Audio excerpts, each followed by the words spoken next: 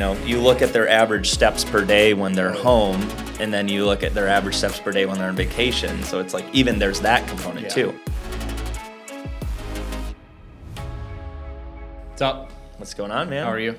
I'm good. I'm excited to get into this one. Me too. Because it's different. Yeah. It's different. So for those who don't know, Nico is an avid traveler, and you just got back from Canada, right? Toronto. And that's where you have family there. Yeah, I've been there plenty of times. It's because I have family there. Yeah. Which, when you think about it, it's in a different country, but it's actually probably closer than us going to California from here. Yeah, we drove and it took 8 hours, so not too bad. Oh, you actually drove? We drove, yeah. Oh, I didn't know We always that. drive. Where It's a would little you- road trip. How would you get there? Up through Detroit or? Yep, Detroit. Okay. Like Michigan, Detroit, coming back through Indiana, so it's, yeah. I could ask you about that, but there's a specific idea that you and your client, Teresa, were talking about recently, and I'd love you to explain it. Yeah, the idea was, she actually brought it up, but it's something I always believe in as well myself, that specifically you're referring to traveling internationally, right? Where it should be done more so when you're younger and you're able to take longer flights, because it's a lot different than flying Chicago to California or something, than Chicago to Asia or Europe or things like that. So yeah, the idea is to do it when you're young because you can handle the flights better, and more so you just have the energy and the mobility and things like that to do it. Yeah, and I had to stop when I heard that for a second because it's opposite of what a lot of people will say. They wait to retire to go to Europe or Asia or do all the international trips, right? And initially it did sound counterintuitive to me, but the more you guys explained it, I'm like, that actually does make a lot of sense because long flights are hard on the body, right? And you're probably doing connecting flights, I'm sure, sometimes. And it's exhausting, More luggage. It's mentally tiring too. Yeah. So then, what we'd say too then is make it opposite to then when you get older, then it's like the States because it's less on the body possibly. Yeah. You could even do road trips in the States. There's a lot to see in the States too. We talked about it, so. Yeah, I love that idea of doing the RV, go out west. And you can do that. I could see that being really cool when you are in your latter years or retirement years, just kind of casually. Right. Not really having as much of a timeline and just. It's easier on the body and the mind, I think, to do that than to take a 13-hour flight and then go explore a foreign country that's foreign to you, Yeah. And get culture shock and all that stuff, And you and Teresa, what's interesting too is you are, someone might hear that and go, well, Nico's a young guy, he doesn't have kids, things like that. But Teresa is, Teresa's got to be. They have 2 kids, I think, and they're older, so yeah. So they're coming from the place of, hey, been there, done that, and this is how we would do it. Or did they do it that way the first time, or is this something they learned in hindsight? First time they did it, you mean? Like, do you think that that's how they applied it this time, or do you think that's something they've learned in hindsight? Like, now if we could do it all over again, we'd go back and... Right. I don't know for sure, but I know they've really ramped it up the last, 5 years or so. I'm pretty sure in terms of traveling farther and things like that. The other piece of it, too, is their kids move. Like, the one son lives in Spain, so it's like that was, the reason to go there a lot. So I think that opened her perspective more on traveling to other countries like that. They immigrated here, right? Right. Do you know how long ago that was? Were they from Spain? No, their family's from Mexico. Okay. And they lived in Toronto, actually, for many years. Kidding. Yeah, they've been all over. Yeah, so you guys have that connection. Oh, yeah, we connect, really well. So, yeah, they've been kind of all over. Hey, guys, quick break here. Just want to ask you guys to like, subscribe, and share the content with others who you think would benefit if you found this video helpful or any of our videos. Also, please comment. At the end of the day, we do these videos for you. We love your feedback. We'll always reply to the comments in the comment section and keep them in mind for future videos. I wanted to play a little devil's advocate because I think this is a really cool thing for people to hear who do have the interest in traveling, right? From to me, to you, I think of you as a travel expert because I'm over here. I'm barely ever doing anything. I wouldn't say an expert, but I've Probably- learned a lot, that's for sure. Probably more than the average person. So I think a lot of this could actually be practical tips and guidance for a lot of people who want to use that. Because one of the things we do on our podcast here is it's fitness, sure, but fitness to me is anything pertaining to helping you pursue fitness. Right. And part of that at times is recharging, Yeah. rejuvenation. And what do most people think about when they think about that? They think of vacationing and Vacation, traveling. taking and- a break from work, sitting at a Exactly. beach, whatever it is. So I think something like vacationing, traveling does tie into fitness. I agree. In many ways. I agree. Right? And people tend to, you look at their average steps per day when they're Oh, yeah. home, and then you look at their average steps per day when they're on vacation. So it's like even there's that component Yeah. too. But I'm just very to, active on my trips, that's for sure. yeah. And so just to play devil's advocate Yep. though, right? And you already have had a couple rebuttals that I've heard on this. I would think, okay, that's a great idea to travel internationally when you're young, but also you are more likely to have less money when you're young. And I would think I'd think international travel would be more expensive, right? So what are your thoughts on that? And it can be. And there's a lot of different avenues this can go because there's plenty of ways to travel smart and find deals and utilizing credit card points and things like that, right? But there certainly are places you can go to. I just told you before this, I'm going to Guatemala in about a month. So cool. Places like that. Tell us a little bit about that. Guatemala. Yeah, because I was kind of shocked at what you told me as far as some of the costs Yeah. of that and what you're doing. Because I feel like if you did something like what you were just describing, even stateside, Yeah. it'd be like a lot more than that. Oh, right. In terms of the services, the hotel. Mm-hmm. Yeah. Yeah, so I've had my eyes on Guatemala for a while because there's a lot I want to see. There's an active volcano erupting. It's been erupting for like 20 years, every 15 minutes. So I had reasons I want to go there, and then I just kept my eye on it for a while to find the best deals, And yeah, there's a specific, it's a hotel, but I would call it more like a hostel almost because it's like, I have my own private room and stuff, but it's not like the vibe of a hotel. Does that make sense? Okay. So they have, they're basically like treehouse rooms. It's in the, I'll show you pictures. Oh, what?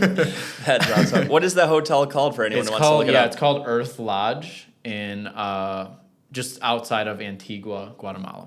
And so tell us Earth the Lodge. dates too so people can find you there. Yeah, I'm right. just kidding. August 15th. Oh, he goes like Brigid. Yeah. So yeah, treehouse style rooms. Some of them literally are tree houses in like the jungle. Mine is not quite the tree because they have different options. Some people that they might not like that. Mine's a little more like a regular room, but there's still like an outside patio area that overlooks the jungle and the volcano. It's And almost like integrated. yeah. As They're like- opposed to just being completely. and that's why I said it's not like a hotel because it's not like you go into a building and then there's rooms. It's like you take this path and there's this treehouse room, and then a different path is the whatever else they call it, and they're like separate. Does that make sense? Yeah. So so yeah, cool. treehouse So style, cool. very peaceful. There's hammocks and stuff right outside the patio, and then in the main area, it seems like they have all kind of things like they have a cafe and a restaurant, which has of course very healthy farm to table food, lots of fresh fruit and vegetables and things like that. Is that part of your stay or is that extra? That's extra. Okay. Yep. Although I think there's deals for the people that are staying at the place. Okay, 'Cause like people you could come opt in from if you wanted Antigua. to. Yeah. Okay. Because people come in just to go to the restaurant. Okay. And then, there's all types of spiritual and healing things, such as different kind of ceremonies. They have like a cacao. I've told you before how I'm big on that. I learned what that's about in Costa Rica. Cacao being the chocolate The plant. chocolate, yep. They'd make it into a drink. I had it in Costa Rica, very healing, and you get the energy you get from like a coffee. You feel very good when you drink it. And they have like a fire ceremony. Don't exactly know what that is, but it's very cool. It's very like you would like it because it's very like they may light fire and just quick example. They may talk about things you're trying to let go of and throw it into the fire, just stuff like that. Yeah, you know? that's super cool. Right. And then, yeah, ice baths, saunas, yoga sessions, stuff like that. Yeah, dude, that's super cool. Yeah. Yeah, like when I think of the fire ceremony, I think oh no, Yeah. no, Well, there's no, a no. shaman on staff at, Okay, at this place, too. Well, that's really cool. So for those Yeah. who don't know, you are a spiritual life coach. Right. And right. also Dharma, yeah, which refers to just like life purpose. so obviously this is very on brand for you. This stuff interests me a lot. Yeah. I love this kind of So stuff. it's like in one part Nico experiencing life, but also you could say it's continuing education. Yeah, To an extent. 100%. Right? Someday your title will just be shaman. It won't be life coach or anything like that. So you were telling me the prices of that was Yeah. actually less than maybe one would expect. Yeah. Yeah, I gotta look, but I don't think I paid more than like $80 a night for that. And that gives US you dollars. access to those amenities. Yep, the ice bath, sauna, the space, yoga. The yoga sessions are free and things like that. You'll And the pay ceremony. you'll pay extra for the food if you want to eat there, and then the ceremonies you have to pay for as well. Okay. Because that's like A little more in depth. you tell them ahead of time you want to do one, and then they organize it. You could even do like private ceremonies. So Oh, wow. Yeah. Okay. And then I think you were saying the flight was like, Yep. Flight was under $300. wow. Round trip, direct flights both ways. So just then alone, just flight and access amenities, you're looking at just like only like $500, Yeah, it's crazy. which you could easily spend $500 going Oh, to yeah. a U.S. city. You could spend $500 Just on to- a one-way just for flight hotels. or a one-way flight to whatever in the States. So the moral of the story there is it could be more expensive to travel internationally, but just like anything else, it just depends on what you're doing. Yeah, where you go, what you're doing, How you approach it. and like what kind of travel you are. I consider myself in the middle, like a middle tier, because then there's low budget traveling and like higher end traveling. Some trips are different. Like when I went to Italy, I'm Italian, so I'm like, okay, I guess. In my mind, I was like, I'm a mid traveler, and I got there, I'm like, I'm high. Like, I'm like, sure, I'll go out to this dinner and this and that. Yeah, You know? exactly. It's been about 2 hours Yeah. since I had a cappuccino. Yeah, right. I'm gonna get another. About to go get another one. That's exactly right. But I can, how you put yourself, you don't have to do all these tours and stuff, and you could find cheaper transportation, whatever it is. So, and in a place like Guatemala, if you're outside of that resort or that hotel, whatever they call it, everything else is cheap, like transportation, or if you go out to eat in places outside of there, it's going to be cheap either way. What in a if- place like Guatemala?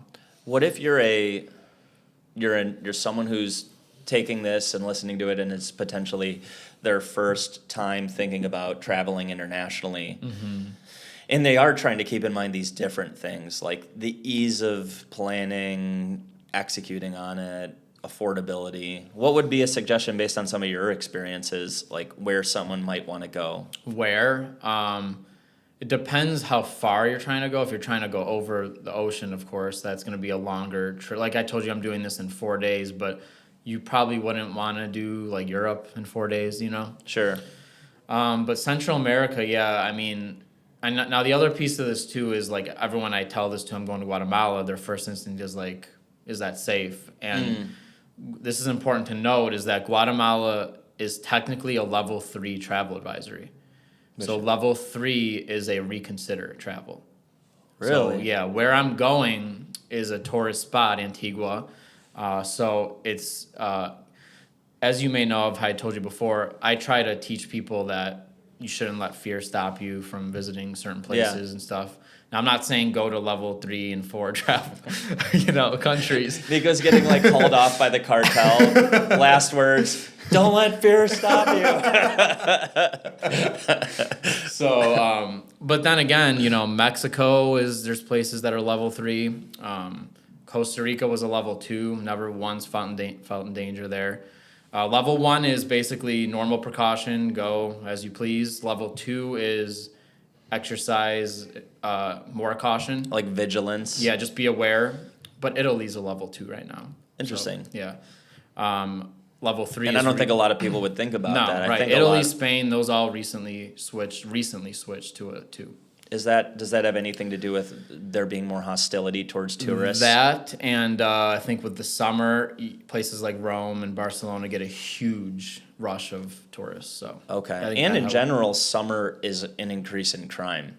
Yeah, Right, that's even here stateside. Yeah. There's going to be more more murders people out and stuff. in Chicago in the summer than there are in the winter. And the other thing with Italy was it's the Jubilee year, so they did it because of that too. Because more people are going to be coming in. What is the Jubilee year? One of my Jubilee other year, clients it's mentioned this. like earlier. it's like every 25. Yeah, maybe you need to look it up, but it's a very religious. They do all kind of things. In Vatican City and things like that. What is the Jubilee year? It's a very religious Catholic. In the Catholic Church, a Jubilee or Holy Year is a special time of grace, forgiveness, and reconciliation, traditionally observed every 25 years. It's a Yeah. period marked by a focus on spiritual renewal, pilgrimage. Oh, so pilgrimage meaning a lot of people would make that their opportunity to travel to Rome. Yeah. Oh, okay, so I could definitely see why it might be packed. Yep. Dang. Oh, interesting. And it is right now. Pil- Places like Rome are smashed right now. Packed. Okay, so and that was some of the protesting, right? Yeah. Just how yeah. that impacts locals and their locals, lives. yeah. Mm-hmm. That makes sense. That totally okay. So part of why, so when I asked you, what your suggestions would be to kind of maybe make it more affordable or easy or whatever, you obviously have to add a disclaimer that this is a level 3, right? So you do Guatemala, need to be, yeah, you but- do need to be more conscious of Yeah, that. yeah. And it depends on your comfort level. Like I'm very comfortable taking a trip like this alone. But some people are really scared to take trips alone, Yeah. But there's other places that are level 1 or 2, like I said, Costa Rica's a level 2. Is 3 the highest? 4. 4 is do not travel. Okay, so a 4 would place probably be like going to like the Middle East Egypt somewhere. or I don't know if Egypt, but yeah, Middle East, stuff like that. Yeah, like Yeah. Yemen. Yeah. That would be Probably level we're not 4. gonna go there right Yeah. now. Or like I mean, I would, but no, I'm kidding. I'm just kidding. enjoy Nico while you can, guys. He's not right. gonna be here long. So yeah, it just depends what your comfort level is, but yeah, Central America, lots of great places, I think. Okay, so if you're looking to kind of go for more of the affordability direction, Yeah. you could go Central America, perhaps even South America. Yeah. I've never I've heard that even if, like, for example, one of my friends, his parents are Brazilian immigrants and they'll occasionally go to Brazil. In the real, I think it's called the real, their currency. Again, the conversion rates are very favorable to the American dollar. Yeah. So depending on where you go, you could probably determine, I would imagine, affordability based on like conversion rates of currency. Right. Like if you're going somewhere where currency rates are 10 to 1, obviously it's going to be much more favorable than going Sure. somewhere that's like a 1 to 1. Right. Right. Yeah. Like the euro is Euro. about the same as It's about the same. a US yeah. dollar, right? So what was one of the trips that, like, if you could do it all over again, what do you think you would have kicked things off with? Or is that a hard question to answer? As far as like mean- your trip, you're traveling. The places I've been to, like what I would do again. Yeah, would you do anything differently as far as like maybe start one place or go another? Or is that hard to say? Yeah, hard to say, because I love all the places I went to differently. And it's all been part of the journey, right? Yeah. Yeah. Yeah, that's a tough question. I don't know. Yeah, that's awesome though. And it's you stretch me with this kind of conversation because my wife would like to travel internationally more, and we have the 2 kids, right? So, you obviously don't have children, right? But, do you have clients who are traveling with children? Because I know people do it, right? But that would be one of my other pushbacks on international travel is Yeah. doing it with a 5-year-old and a 3-year-old versus no kids at all. I would But I imagine that mean- complicates things. A little bit, yeah, but it depends where you go and what you want to get out of it. Maybe not level 3 with the children. No, not 3, no. But again, Costa Rica, I have clients that have been there with their family, and kids love that place because you walking on the street and there's monkeys on the lines and stuff. So Yeah, I that's think your kids awesome. would love something like that, and you could get a place that has a pool and stuff like that, and yeah, there's all types of stuff like that in Costa Rica, It doesn't necessarily have to be overly involved. Right. Yeah. So it yeah, almost, because I tend to do like not resorts or things like that, but you can do it that way where it's like Yeah. your food, you don't have to think too much about food or just stay at a place, maybe do some day trips for the kids, like, monkey tours, they have stuff like that. Monkey or tours. like, monkeying around. yeah, so you could make it happen for sure. So it sounds like, you could look at this and say, hey, if you're a person who is looking to start exploring, maybe pushing, maybe you're someone like me who has really only been stateside and has trepidation about doing it for a number of reasons. A way to ease into it would be to stay this side of the Pacific or Atlantic, Yeah. and just go south, whether or not that be in the Caribbean, whether or not that be in Central or South America. That may be a way to have it be more affordable, maybe not have the flight be as expensive. Long and expensive, yeah. That's what I recommend. Yeah, because I've heard some stories about people going to like Thailand or That's a long Australia, and I'm like, whoa, that's a long time to be in a plane. And I'm thinking of doing that like next year, but it's like go where? Asia, like Okay, somewhere in Thailand, Asia. Vietnam, yeah. So, but it's like, whew, it's a long time on the plane. Yeah, and it's one thing if you're someone who could afford first class. Yeah, that's and not me. You're just like you're like in your pod and you've like- got massage Yeah. and whatever. But yeah, to be like this, it's like it's almost ridiculous how it's almost as if the people who designed planes for coach, it's like they went out of their way to look up the definition of ergonomic and then do the opposite of that. So because it's like they're like, yeah. hey, I want to recline my chair. Yeah. It's like, come on, There's man. your recline, yeah. Yeah. So what's the longest flight you've taken then? It was within the U.S., you're saying? Yeah, it'd be to go to it'd be to go to California, because even Okay. going to California is longer than going to when I went to the Dominican Republic. That Okay. was So I could less be even, wrong I on this. think. I don't know this for sure, but I'm almost positive if you go from a place like Chicago to Europe, it's a different plane completely. Like I was very surprised. My flight, it was with Air France from Chicago to France for the Okay. layover to Rome, and I was very surprised with how comfortable those seats were. And that was just a regular economy. They're bigger. It was like the 444 setup. okay. Oh, okay, yeah, So because they have lot they bigger have the plane. they have the middle lane, right? Which a lot of Yeah. domestic flights, it's just So left two to right. lanes. The seats were I felt like they were more comfy and more roomy. And then there's certain areas where you could stand and stretch and things like that. So I did a lot better than I thought I would. Huh. With the longest flight I did was the layover coming home from Amsterdam to Chicago. That was like over 10 hours. It was like 10 hours and 30 minutes or something like that. Okay. And I was surprised with how well I did with that. And And I s- get very antsy on planes. Like I have longer limbs, I get antsy. Yeah, I mean, we've been here 20-something minutes and Nico's shaking his leg I'm over. like jittery. That might be a certain drink you just had. The Red Bull, yeah. Yeah, but there you go.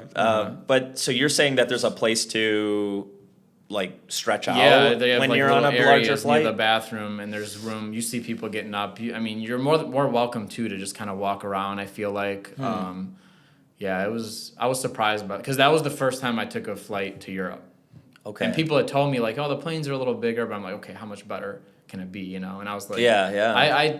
For me, it was a big enough difference to make it more comfortable. So it sounds like you're almost saying too that there's almost like a cultural difference on those flights where it's almost maybe encouraged or not frowned upon to be getting out of your seat and just move around a little bit. Yeah, I think so. Because I think you have to, like, to stay in a seat and stay there for 10 hours plus or 8 hours plus. It's like, it's just not, you'll lose your mind, Yeah, and I mean, if you're one of those people that could just sleep the whole way, I'm jealous of you, but You can't do it? no. Neither can I. Yeah, I can't do it. Dude, I took melatonin going to Europe because ideally you want to sleep going there, not coming back. Yeah. And I slept a little bit, but it's not quality sleep at all, One of the worst mistakes I've ever made because I hadn't quite learned and had it affirmed to me on several occasions that I can't sleep on flights is I was going to visit my buddy in California, and I was just going to be there for a weekend. And I was probably like 20 years old at the time, so I decided to work out in the morning. Like, I just was having a hard time sleeping because I was so excited for like my 6 a.m. flight or whatever. So I was so excited that I just said, screw it, I'm just gonna go work out right now at 2 in the morning. And so I worked out at 2 in the morning, and I'm like, I'll for sure sleep on the plane. But I didn't sleep on the plane. So it screws up your whole So first day or whatever. So I ended up I landed into LA. My aunt picked me up because she lives in like Claremont, so I planned on staying there for a day before I got together with my buddy in 29 Palms.